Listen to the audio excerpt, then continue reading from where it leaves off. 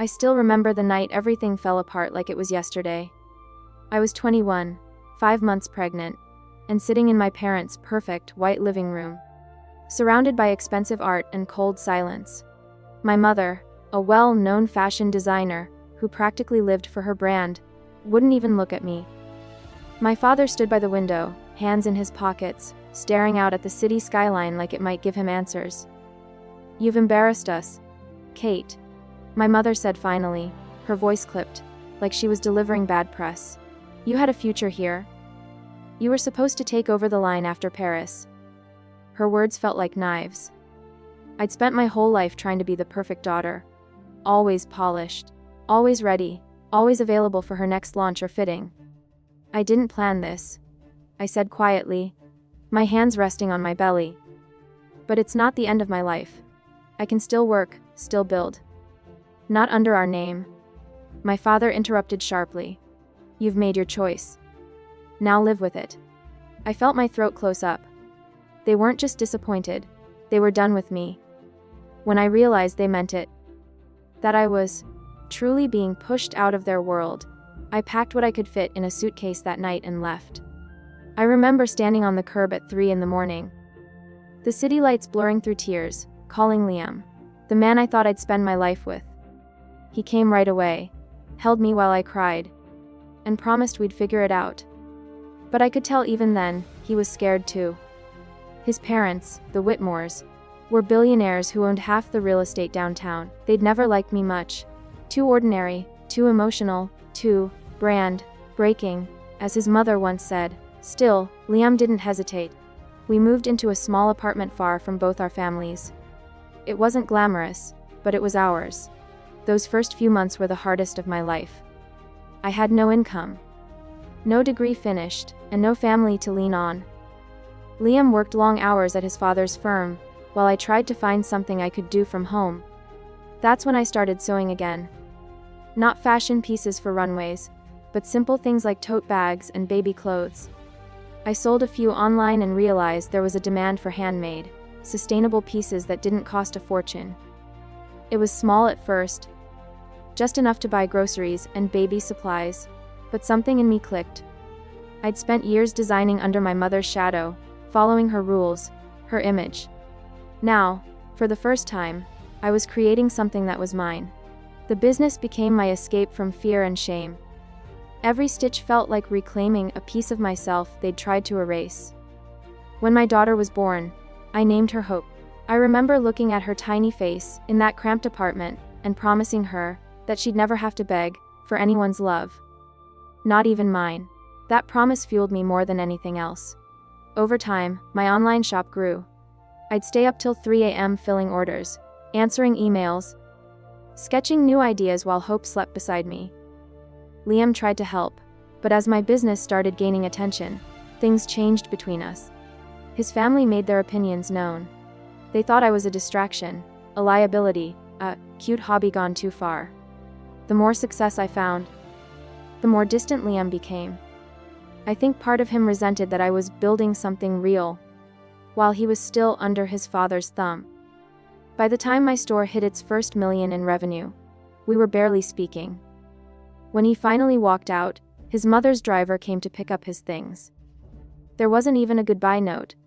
I cried for a week straight, then got up and kept working. I had no one else to rely on, and I refused to let Hope grow up watching her mom fall apart. That heartbreak hardened me in ways I didn't expect. Within 5 years, my little online shop turned into a full-scale fashion brand, one built on everything my parents said I'd ruined: independence, motherhood, and authenticity. By the time I turned 30, investors were calling, magazines wanted features, and people started calling me the girl who built her empire from nothing. What they didn't know was that every headline came with sleepless nights, overdue bills, and the memory of standing on that curb, abandoned by everyone I'd ever loved. I didn't just build a company, I rebuilt myself from scratch. But even as success came, part of me still wished my parents would call. Just once. To say they were proud. I didn't expect it. I just wanted to believe it might happen someday. I had no idea that when they finally did reach out, It wouldn't be pride they were bringing back into my life. It would be greed. The first time I saw my parents again, it felt surreal. 15 years had passed since that night they told me to leave, and in all that time, not a single call, text, or letter. Then one morning, I walked into my company's new headquarters, a sleek glass building with my name on it. And there they were, sitting in the lobby like ghosts from another life. My assistant looked terrified. "They said they're your parents," she whispered, as if she couldn't believe it herself. My mother stood up first, dressed in her usual designer suit, looking exactly the same except for a few more lines around her mouth. My father was still tall, still polished, but his confidence seemed to flicker the moment he saw me. "Kate." My mother breathed, her voice warm for the first time I could remember. "It's been so long. You look incredible." I stood there frozen for a second, then smiled tightly. "You too. What brings you here?" My father cleared his throat, clearly rehearsed. "We've wanted to reconnect. We've been following your success, your company, your impact. It's remarkable what you've built."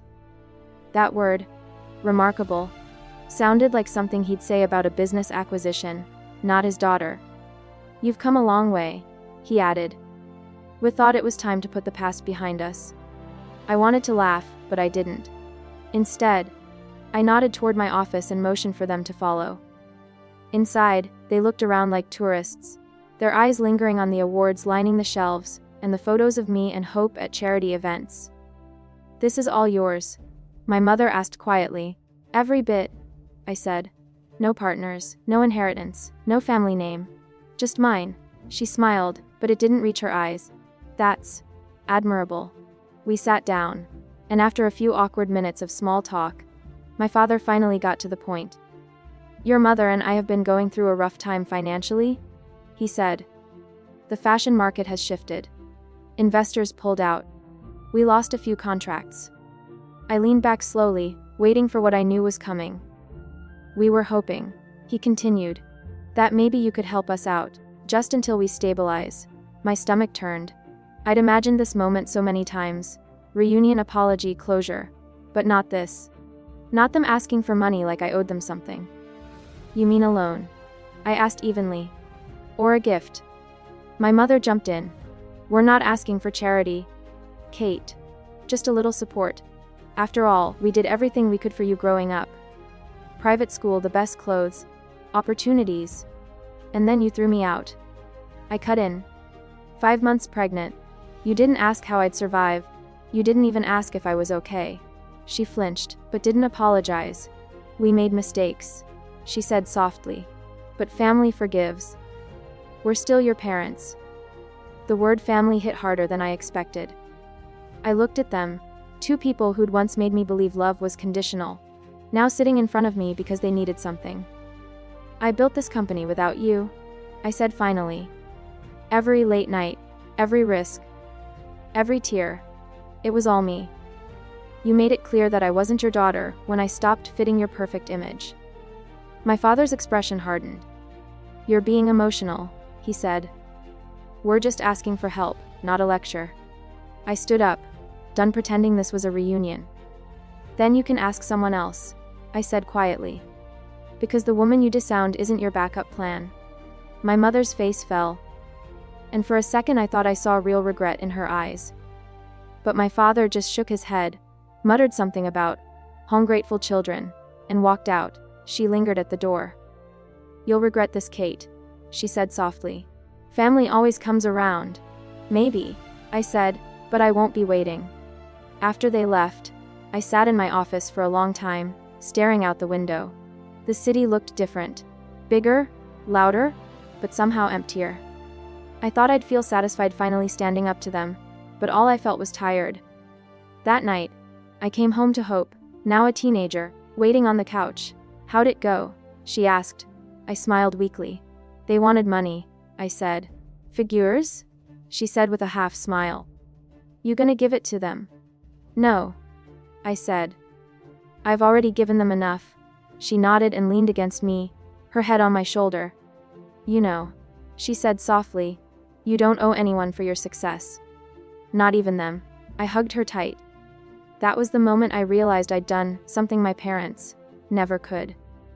I'd raised a daughter who understood love without conditions. But I also knew this wasn't over.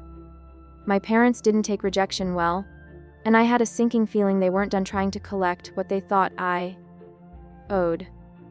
I should have known my parents wouldn't give up that easily. A few weeks after our awkward reunion, an article appeared online titled, "How One Fashion Heiress Abandoned Her Family to Build an Empire." The headline alone made my stomach drop. It was full of half-truths and exaggerated quotes from sources close to the family. My mother had clearly fed them the story, painting herself as the supportive parent who let me go find my own way. The piece described my father as a visionary who had always believed in my talent. They made it sound like they'd been cheering me on from the sidelines, instead of cutting me off when I needed them most. I didn't want to respond, but my PR manager called in a panic. "Kate, this narrative is spreading fast. Do you want me to release a statement?" "No," I said. "Let them talk. The truth doesn't need press." But deep down, I was furious. Not just because they were lying, but because they were using my success to clean their reputation. A week later, I got a letter from their lawyer. They were threatening to sue me for defamation, after I mentioned in an interview that I'd been disowned. I couldn't believe it. They were actually trying to profit off the story they'd caused. My legal team laughed it off, said it would never hold up, but it still stung. The people who gave me life were now trying to take pieces of it back, one way or another. I tried to stay focused on work. My company was expanding into Europe, and I was preparing for our first major runway show in Milan. It should have been the happiest time of my life. But every time I looked at the press coverage, there they were again, my parents, smiling for cameras, acting like proud mentors. One magazine even called them the power couple who raised a mogul. I didn't even know how they got access to that interview. Then, one night, as I was reviewing sketches in my office, I got a call from my mother. For some reason, I answered. "Kate," she said sweetly, like we hadn't just been in a legal battle. "We need to talk. It's about your father." My stomach twisted. "What about him?" "He's not well," she said, her voice trembling just enough to sound rehearsed. "The stress from the business, the press, it's too much. He wants to make peace before it's too late." I hesitated. Part of me wanted to hang up, but another part, the daughter who still wished for closure, wanted to believe her. "Fine," I said. "Tomorrow, my office. No cameras, no lawyers." When they arrived the next day, my father looked thinner, older, and more tired than I remembered. He coughed a few times and avoided eye contact. My mother looked perfectly put together, as always. "I'm sorry," he said finally, his voice soft. "I shouldn't have said what I did back then. We were proud, angry, and scared. You were young and we were stupid." I sat there quietly, unsure what to believe. "I appreciate that," I said carefully. "But I can't pretend it didn't happen." He nodded, eyes down. "I just want to be part of your life again," he murmured. "And maybe know my granddaughter." That hit hard. Hope had asked about them before, but I'd always said they weren't ready to be part of our lives. Now, here they were, asking for a second chance. My mother reached for my hand. "We've both changed, Kate. We see how strong you've become, and we want to make amends." Against my better judgment, I agreed to dinner. Hope was excited, curious, and nervous. She'd seen pictures of them but never met them in person.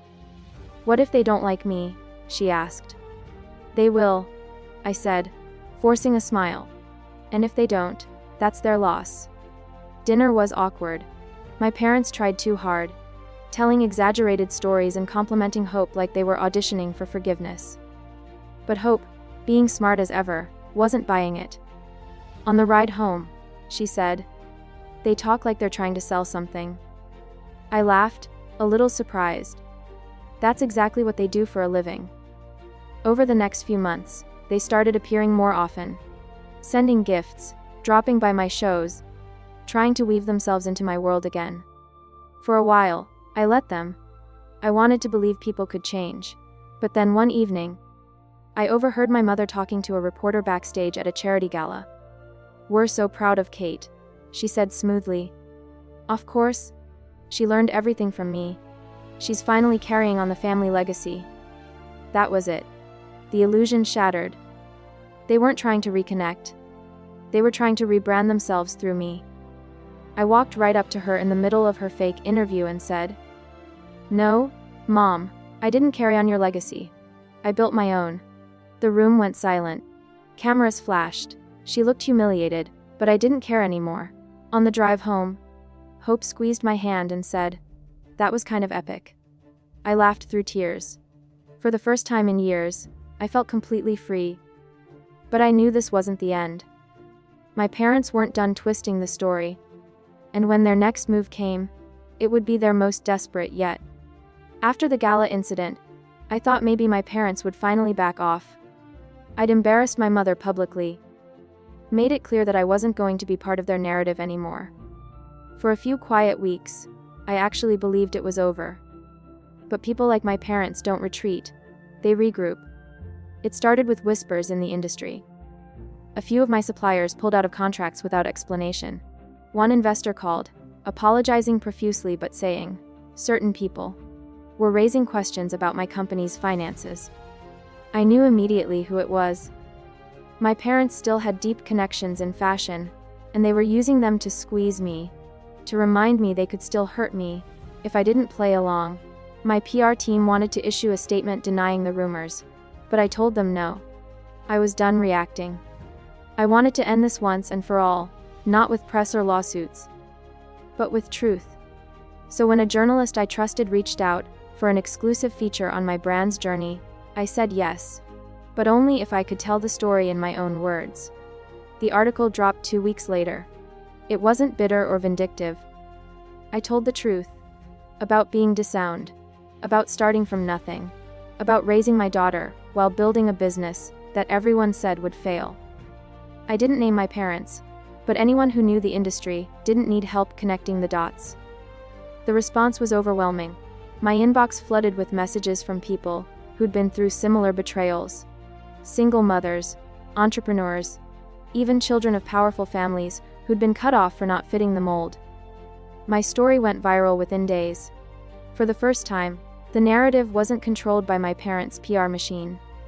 It was mine, and they hated it. My mother called me furious. "You had no right to humiliate us like that," she snapped. "Do you know what this will do to our reputation?" I took a deep breath and said, "For the first time in my life, I don't care about your reputation." "You think you're better than us now?" she shouted. "We made you." I actually laughed. "You made a brand. I made a life." She went silent, and for once, she didn't have a rehearsed line ready. Then she hissed, "You owe us for everything we gave you." That word, owe, was the one that finally broke something in me. For years, I'd carried the invisible weight of trying to prove my worth. Every success, every milestone, every sleepless night, part of me was still chasing their approval. But in that moment, it clicked. I didn't owe them anything. Not for the childhood they designed around control, not for the education they used as leverage, and definitely not for the love they withheld when I needed it most. "You know what I owe you, Mom?" I said quietly. "Nothing. Because I built everything you see, now while you pretended I didn't exist."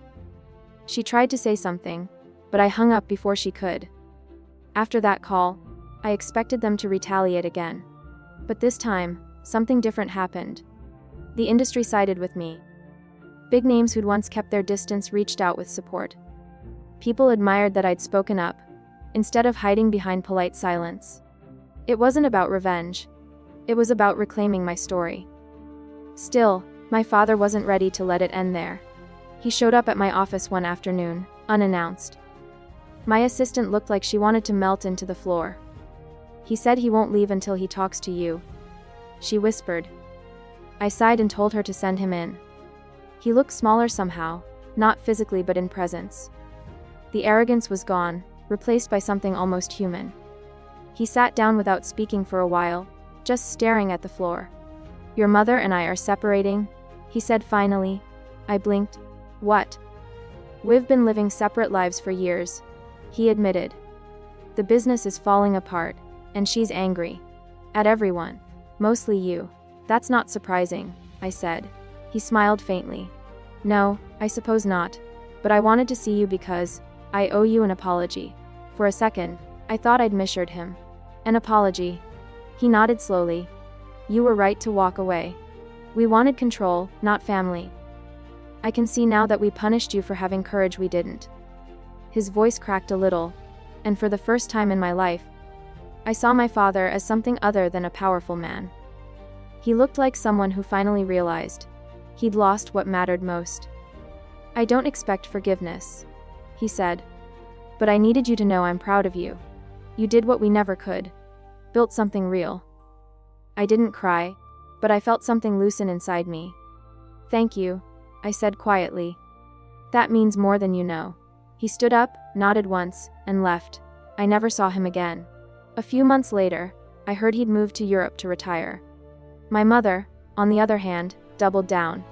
She gave interviews blaming me for turning the industry against her. She even claimed she'd inspired my brand's success. It was pathetic, but I didn't respond. I didn't need to. Time did it for me.